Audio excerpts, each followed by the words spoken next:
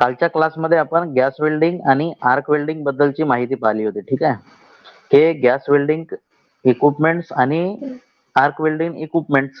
ठीक आहे. तर याच्याबद्दल आपण वेगवेगळ्या जे वेल्डिंग प्रोसेस आहेत त्या प्रोसेससाठी लागणारे टूल्स आणि इक्विपमेंट्स म्हणजे साहित्य आणि हत्यारे याच्याबद्दल आपण माहिती पाहिली होती.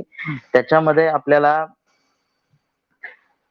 Earthing clamp, arc welding machine मध्ये earthing clamp, electrode holder, hand screen, welding goggle याच्याबद्दल आपण माहिती पाहिली होती. ठीक आहे. आणि गॅस वेल्डिंग मध्ये सिलेंडर बद्दल माहिती पाहिली होती. आणि सिलेंडर मध्ये दोन प्रकारचे सिलेंडर असतात. एक ऍसिटिलीन सिलेंडर आणि दुसरा ऑक्सिजन सिलेंडर. आणि ऑक्सिजन सिलेंडरचा रंग कसा असतो? ऑक्सिजन सिलेंडरचा रंग हा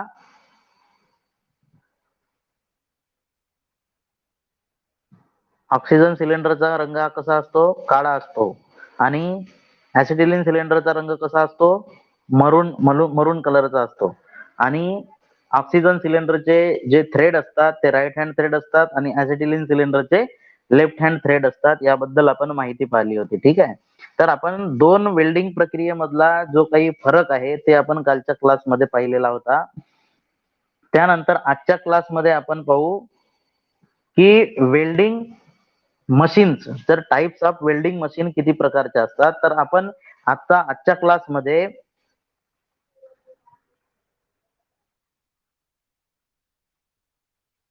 आजच्या क्लासमध्ये टाइप्स ऑफ वेल्डिंग मशीन बद्दल माहिती पाहू आणि फक्त आर्क वेल्डिंग बद्दल माहिती पाहू आहे. ठीक आहे.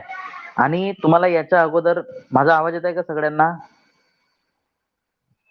आणि स्क्रीनवर लक्ष ठेवा. स्क्रीनवर मी जे काही ज्याच्याबद्दल बोलत आहे त्याचा फोटो तुम्हाला दिसत आहे. ठीक आहे. हा, आवाज येतो ना सगळ्यांना? हा. तर स्क्रीनवर लक्ष ठेवायचं की मी कशाबद्दल बोलत आहे त्याच्याबद्दलची माहिती समजून घ्यायची. ठीक आहे. तर types of arc welding machine, जे आर्क वेल्डिंग मशीन मध्ये किती प्रकारच्या मशीन्स असतात याच्याबद्दल आपण आज माहिती पाहणार आहोत. तर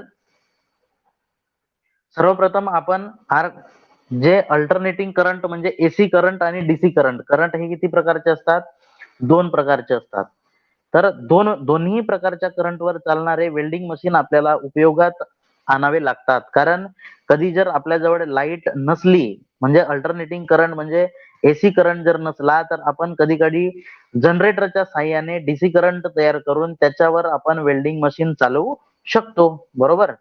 तर इंडस्ट्रीमध्ये असे काही इक्विपमेंट्स आहेत जे की एसी करंट दिल्याने चालतात आणि असे काही इक्विपमेंट्स आहेत की ज्यांना डीसी करंट द्यावा लागतो. ठीक आहे. तर आपल्याकडे आर्क वेल्डिंग प्रक्रियेमध्ये दोन प्रकारचे मशीन्स उपलब्ध असतात. एक एसी करंटवर चालणारी आणि दुसरा डीसी करंटवर चालणारी. आणि एसी करंटवर जो चालणारा असतो तो ट्रान्सफॉर्मर असतो. लक्ष द्या माझ्या शब्दाकडे.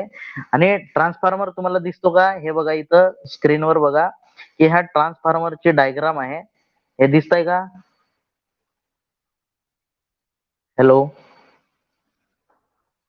हा, ट्रान्सफॉर्मरची डायग्राम आहे. तुम्हाला हे दिसत आहे. तर क्लास हे रिवाइज करायचं. काही समजत नसेल तर रेकॉर्डिंगचा ऑप्शन आहे खाली.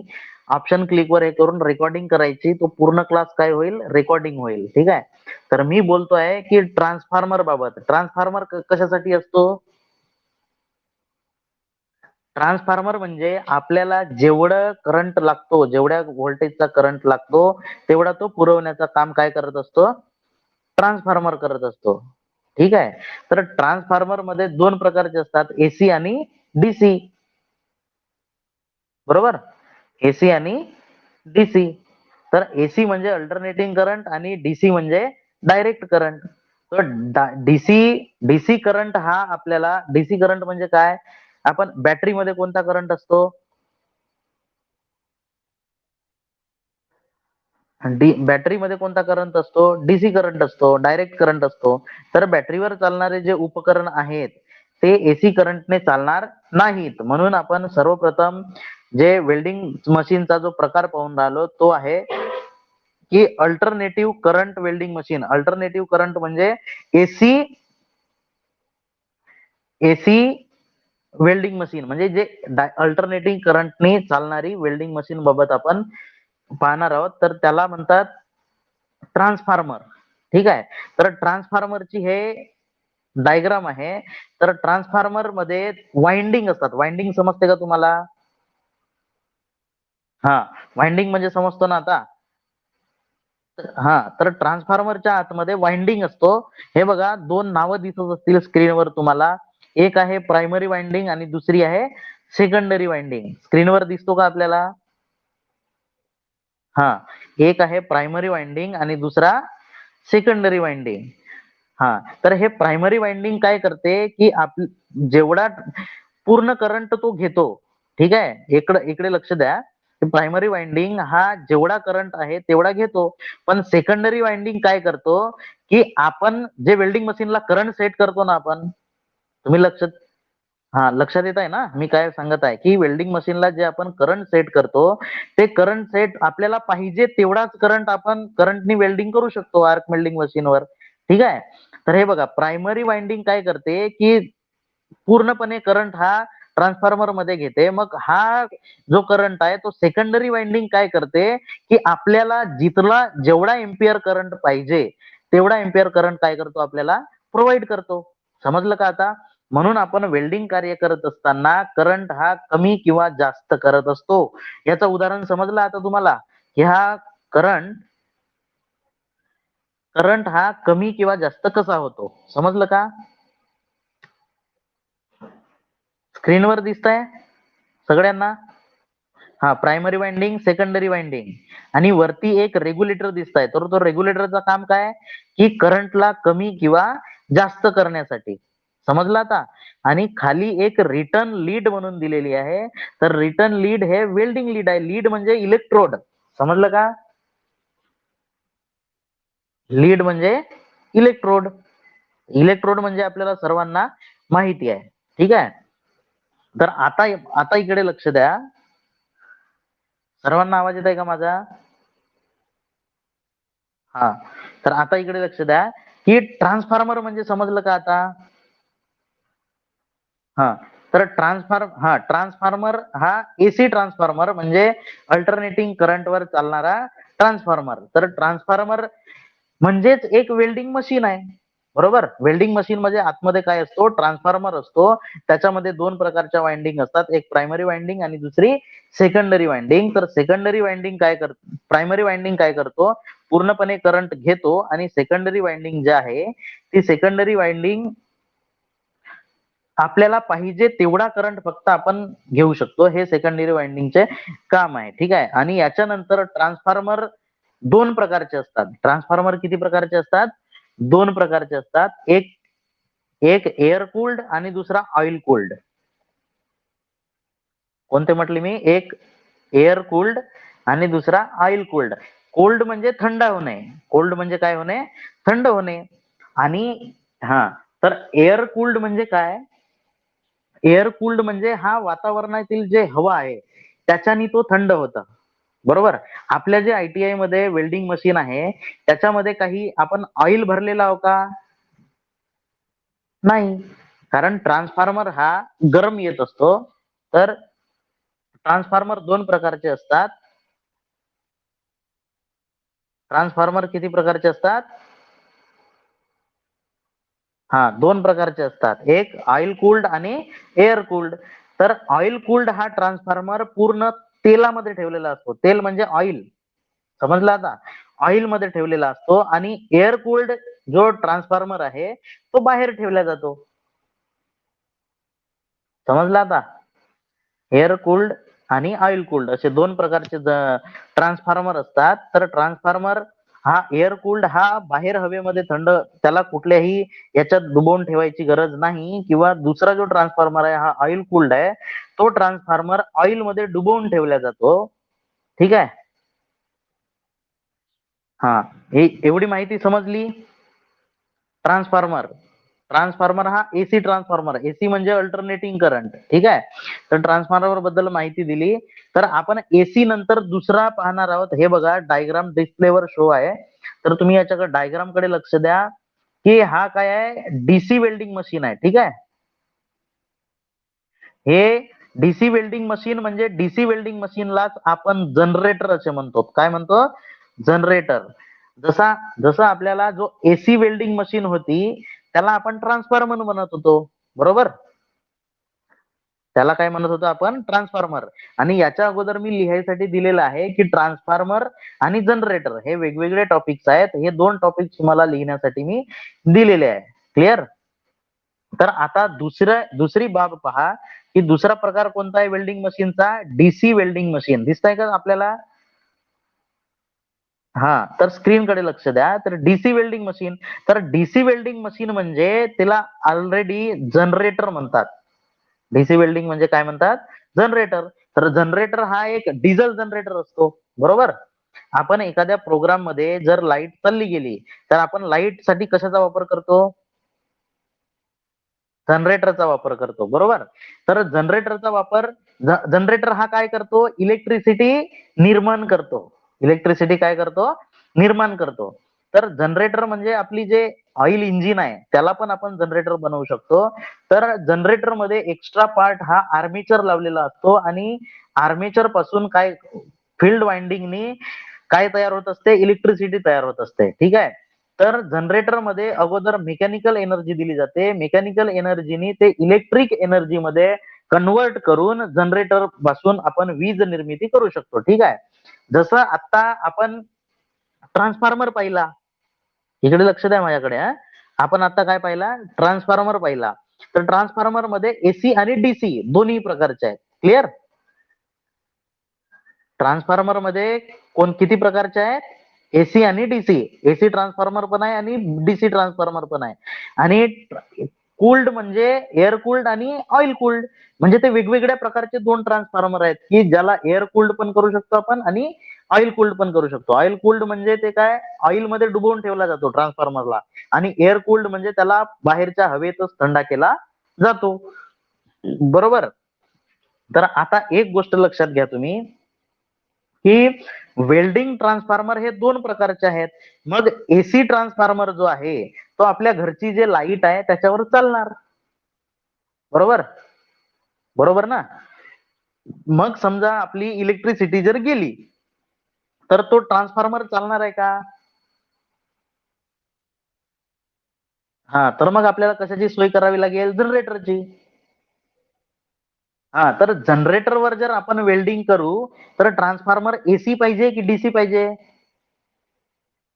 हा, डीसी. कारण जनरेटर पासून जो मिळणारा करंट आहे तो कोणता आहे? हा, डायरेक्ट करंट. समजला आता? जो जनरेटर पासून मिळणारा करंट डायरेक्ट करंट आहे, म्हणून आपल्याला डीसी वेल्डिंग ट्रान्सफॉर्मरचा उपयोग वेल्डिंग जनरेटरचा उपयोग करताना करावा लागतो. समजला आता? जनरेटर आणि ट्रान्सफॉर्मर या दोघांमधला अर्थ समजला का? समजला? हा आहे जनरेटर आणि हा आहे ट्रान्सफॉर्मर. ट्रान्सफॉर्मर मध्ये दोन प्रकारचे ट्रान्सफॉर्मर असतात, एक एसी आणि डीसी. तर जनरेटर हा काय, आपल्याला फक्त इलेक्ट्रिसिटी प्रोव्हाइड करत असतो आणि वेल्डिंग ट्रान्सफॉर्मर कशाचा उपयोग करतो आपण? डीसीचा. जेव्हा जनरेटर उपयोग करू तेव्हा आपण डीसी उपयोग करू आणि आपल्याकडे इलेक्ट्रिसिटी जर असेल तर आपण एसी ट्रान्सफॉर्मरचा उपयोग करू शकतो. समजला आता? या दोन मधला अर्थ समजला का? हा.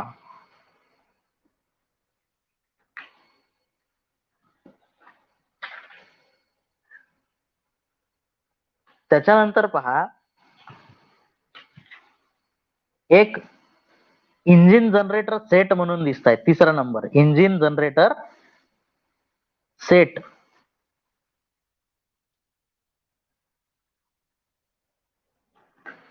हे दिसतंय का आपल्याला? Engine generator set. आणि याच्यामध्ये वेल्डिंग रेक्टिफायर म्हणून दिसताय. तर हा रेक्टिफायर म्हणजे काय? रेक्टिफायर म्हणजे काय? तर रेक्टिफायर म्हणजे समजा आपल्याकडे डीसी जनरेटर उपलब्ध, सॉरी डीसी वेल्डिंग मशीन जर उपलब्ध नाही आणि एसी मशीनला आपण आपल्याला जनरेटरवर चालवता येईल का? एसी वेल्डिंग मशीन आहे, तर आपल्याला तिला जनरेटरवर चालवता येईल का? नाही. तर त्याच्यामुळे हा रेक्टिफायरचा प्रयोग केला जातो. तर रेक्टिफायर म्हणजे काय? रेक्टिफायर हा एसी टू डीसी किंवा डीसी टू एसी करंट हा बदलत असतो. समजलं का मी काय म्हणताय? हां. समजा आपल्याकडे एसी ट्रान्सफॉर्मर उपलब्ध आहे आणि आपल्याकडे इलेक्ट्रिसिटी नाही. तर आपण वापर कशाचा करू? जनरेटरचा. बरोबर? जनरेटरचा वापर करू आणि जनरेटर पासून जो निर्माण झालेला करंट आहे, हा करंट एसी ट्रान्सफॉर्मरला चालणार का? एसी ट्रान्सफॉर्मरला चालणार का? नाही. तर त्याच्यामुळे आपण कशाचा वापर करतो? रेक्टिफायरचा. तर रेक्टिफायर हा काय करतो समजलं का? आता मी सांगितलं. रेक्टिफायर हा करंटला एसी टू डीसी किंवा डीसी टू एसी मध्ये कन्व्हर्ट करत असतो. समजलं आता? एसी टू डीसी किंवा डीसी टू एसी मध्ये काय करत असतो? कन्व्हर्ट करत असतो. मग जनरेटरला जर समजा रेक्टिफायर लावला, तर जनरेटर पासून मिळणारा जो डीसी करंट आहे, हा डीसी करंट कशामध्ये बदलेल? एसी करंट मध्ये बदलेल. मग रेक्टिफायर लावल्यानंतर आपण जनरेटरवर सुद्धा एसी वेल्डिंग मशीनचा वापर करू शकतो. समजला आता पॉइंट? पॉइंट समजला? बाकीच्यांचा आवाज नाही येत आहे ना? कुठे गेले? माझा आवाज येत आहे का सर्वांना? हा. तर आता पॉइंट समजलं का? की आपण 3 गोष्टी शिकणार आहोत आज फक्त. Types of welding machine. तर टाइप्स ऑफ वेल्डिंग मशीन मध्ये पहिली वेल्डिंग मशीनचा प्रकार आहे एसी करंट वेल्डिंग मशीन. म्हणजे याला काय म्हणतात? ट्रान्सफॉर्मर. ट्रान्सफॉर्मर हे 2 प्रकारचे असतात. एक स्टेप अप आणि स्टेप डाउन अशा 2 प्रकारचे ट्रान्सफॉर्मर असतात आणि या ट्रान्सफॉर्मरची जे कोल्ड करण्याची प्रक्रिया आहे, एक एअर कोल्ड असते आणि दुसरा ऑइल कोल्ड असते. ऑइल कोल्ड असते त्याला ऑइलमध्ये डुबवून ठेवला जातो आणि एअर कोल्डला तो वातावरणाच्या हवेमध्येच थंडावत असतो. दुसरा आहे जनरेटर, डीसी वेल्डिंग मशीन म्हणजे त्याला म्हणतात जनरेटर, मोटर जनरेटर सेट. तर जनरेटर पासून जो निर्माण होणारा करंट आहे हा डीसी करंट आहे आणि याच्यावर डीसी वेल्डिंग मशीन चालत असतो. ठीक आहे. आणि ट्रान्सफॉर्मर मध्ये 2 प्रकारचे ट्रान्सफॉर्मर असतात. एक एसी ट्रान्सफॉर्मर आणि दुसरा डीसी ट्रान्सफॉर्मर. तर डीसी ट्रान्सफॉर्मरला चालवण्यासाठी ट्रान्सफॉर्मर म्हणजेच वेल्डिंग मशीन. कन्फ्यूज व्हायची काही गरज नाही. ट्रान्सफॉर्मर म्हणजेच वेल्डिंग मशीन. समजलं? हां. आणि हा जो मोटर जनरेटर आहे वेल्डिंग मशीन, जनरेटर पासून निर्माण होणारा जो करंट आहे हा डीसी असतो. म्हणून आपल्याला याच्यावर चालवण्यासाठी डीसी वेल्डिंग मशीनचीच गरज असते. पण आपल्याजवळ डीसी मशीन वेल्डिंग मशीन जर उपलब्ध नसेल, तर आपण कशाचा उपयोग करू शकतो? रेक्टिफायरचा उपयोग करू शकतो. समजलं आता? कशाचा उपयोग करू शकतो? रेक्टिफायरचा उपयोग करू शकतो. तर रेक्टिफायर हा काय करतो? हां. कशाला? करंटला. एसी टू डीसी आणि डीसी टू एसी. मग जर आपण हा जर रेक्टिफायर आहे, हा रेक्टिफायर जर जनरेटरला लावला, तर आपण काय करू शकतो, की एसी वेल्डिंग मशीनचा वापर सुद्धा जनरेटरच्या करंटवर करू शकतो. कारण जनरेटर पासून जो मिळणारा करंट आहे, याला हा रेक्टिफायर काय करतो, डीसी टू एसी मध्ये कन्व्हर्ट करतो. नंतर आपण एसी करंट जो वेल्डिंग मशीन आहे, त्या मशीनला देऊन आपण वेल्डिंग कार्य पूर्ण करू शकतो. समजल्या या 3 गोष्टी? काही प्रॉब्लेम? हां. आर्क वेल्डिंग मशीन, याच्यामध्ये आर्क वेल्डिंग मशीन म्हणजे ट्रान्सफॉर्मर. ट्रान्सफॉर्मर पुन्हा एकदा रिवाइज करतो मी हां. ट्रान्सफॉर्मर 2 प्रकारचे, एक स्टेप अप आणि दुसरा स्टेप डाउन. आणि कोल्ड कोल्ड जी प्रक्रिया आहे, थंड करण्याच्या प्रक्रियेनुसार ट्रान्सफॉर्मरचे 2 प्रकार पडतात. एक एअर कूल्ड आणि दुसरा ऑइल कूल्ड. हां. ऑइल कूल्ड म्हणजे हा ऑइलमध्ये थंड केला जातो आणि एअर कूल्ड म्हणजे हा वातावरणाच्या खुल्या हवेत थंड केला जातो. दुसरा आहे ट्रान्सफॉर्मरमध्ये 2 प्रकार सांगितले होते. एक एसी आणि दुसरा डीसी. म्हणजे हा डीसी ट्रान्सफॉर्मर म्हणजेच जनरेटर. तर जनरेटर हा आपल्याला इलेक्ट्रिसिटी निर्माण करण्याचे कार्य करत असतो आणि जनरेटर पासून जर वेल्डिंग करायची असेल तर हिला डीसी वेल्डिंग मशीनची गरज आहे. तर त्याच्यानंतर आहे तिसरा रेक्टिफायर. तर रेक्टिफायर हा असा डिव्हाइस आहे की हा एसी करंटला डीसी मध्ये किंवा डीसी करंटला एसी मध्ये कन्वर्ट करण्याचं काम करतो. जर आपल्याकडे डीसी वेल्डिंग मशीन नसेल आणि जनरेटरचा उपयोग जर आपल्याला करावा लागत असेल तर रेक्टिफायरचा उपयोग करावा लागेल आणि डीसी वेल्डिंग मशीन नसेल तरी एसी वेल्डिंग मशीननी जनरेटरच्या साह्याने आपल्याला वेल्डिंग करता येतो. समजलं? आणि नेक्स्ट प्रोसेस पहा की AC arc weld advantage of AC arc welding machine.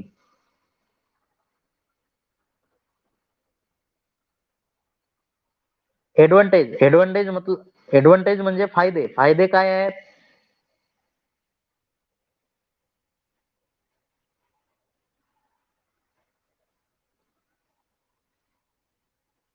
इकडे लक्ष द्या, फायदे आणि तोटे. AC arc welding advantage of AC arc welding machine आणि disadvantage of DC arc welding machine. इकडे लक्ष द्या की एसी आर्क वेल्डिंग मशीनचे फायदे म्हणजे तिची किंमत कमी असतो आणि कमी वेळात आपल्याला जास्तीत जास्त कार्य करता येतो आणि सुरक्षिततेच्या दृष्टिकोनाने एसी आर्क वेल्डिंग मशीन ही कसल्याही प्रकारचे नुकसान ही पोहोचवू शकत नाही, कारण डीसी करंट मध्ये ही जास्त पॉवर असल्याने डीसी करंट आपल्याला निर्माण करावा लागत असतो किंवा जनरेटरचा वापर करावा लागत असतो. समजलं? हम्म. तर ठीक आहे, आज या 3 गोष्टी. उद्याला तर सुट्टी आहे, परवाला पण सुट्टी आहे. मी आज काही मॅटर लिहिण्यासाठी ग्रुपवर पाठवतो आणि हे क्लास रेकॉर्डिंग केलेली आहे. हे क्लास रेकॉर्डिंग झालेली तुम्ही पाहू शकता. ठीक आहे? हम्म. आणि मी कालच्या सारखा एक व्हिडिओ शेअर करतो ग्रुपवर. हेच झालेलं रिवाइज म्हणजे आज काय झालं ते तुम्ही व्हिडिओ पाहू शकता किंवा तुम्ही स्वतः पण सेव्ह करून ठेवू शकता कॅमेऱ्यावर. हे आता गो लाईव्ह मध्ये आहे, तर लाईव्ह मध्ये खाली एक ऑप्शन आहे डाव्या साईडला 3 डॉट वाला, त्याला क्लिक करून आपण क्लास रेकॉर्डिंगचा ऑप्शन असतो, तो जर क्लिक करून ठेवला तर तुमच्या जवळ पण तो व्हिडिओ उपलब्ध होऊ शकतो. ठीक आहे? क्लिक करा असा कॅमेऱ्यावर वरती आणि खाली माईकचा ऑप्शन येतो, शेअरचा ऑप्शन येतो, व्हिडिओचा येतो आणि स्विचचा येतो.